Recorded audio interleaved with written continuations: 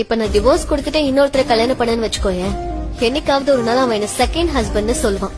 அவனு வேண்டான்னு சொல்லிட்டு யாரு கூடயாவது நான் லிவிங் ரிலேஷன்ஷிப்ல இருந்தேன்னு வச்சுக்கோ, அதுவும் ஒர்க் அவுட் ஆகலன்னா எவனோ ஒருத்தனுக்கு கீப்பா இருக்க வேண்டியதா இருக்கும். இப்படியே பெட்டர்மெண்ட் ஓடிட்டே இருந்தோன்னு வச்சுக்கோயேன், வாழ்க்கை எங்க போய் நிக்கிறது? 5 வருஷத்துக்கு ஒரு தடவை கவர்மெண்ட் மாறுது, ரூல்ஸ் மாறுது. நீங்க எல்லாரும் இந்தியன் கல்ச்சரோட ஒருத்தனுக்கு ஒருத்தின்ற விஷயத்தையே மறந்துட்டீங்க. நான் அப்படிதான், ஒருத்தர் கூட தான் கல்யாணம், ஒருத்தர் கூட தான் குடும்பம். ஆனா ஒருத்தரை கன்வின்ஸ் பண்ண முடியலன்னா பொண்ணுங்களோட வாழ்க்கைக்கே அர்த்தம் இல்ல. அப்படிலாம் இல்ல சத்யா, நான் சொல்றது ஒரு தடவை யோசிச்சு பாரு. நாம ஒரு பஸ்ல போயிட்டு இருக்கோம், பஸ் பிரேக் டவுன் ஆயிடுச்சுன்னா நாம அங்கேயே இருந்துடுவோமா என்ன? இன்னொரு பஸ் புடிச்சு அங்க இருந்து போயிடுவோம்ல, அதே மாதிரிதான் இதுவும். நீ அந்த பஸ்ல இருக்கிற பேசஞ்சரா பேசிட்டு இருக்க, நான் அந்த பஸ்ஸுக்கு டிரைவர். பஸ்ஸுக்கு பிரேக் டவுன் ஆயிடுச்சுன்னா அதை அங்கேயே விட்டுட்டு போக முடியாதுமா? பஸ் இல்லாம டிப்போக்கும் போக முடியாது.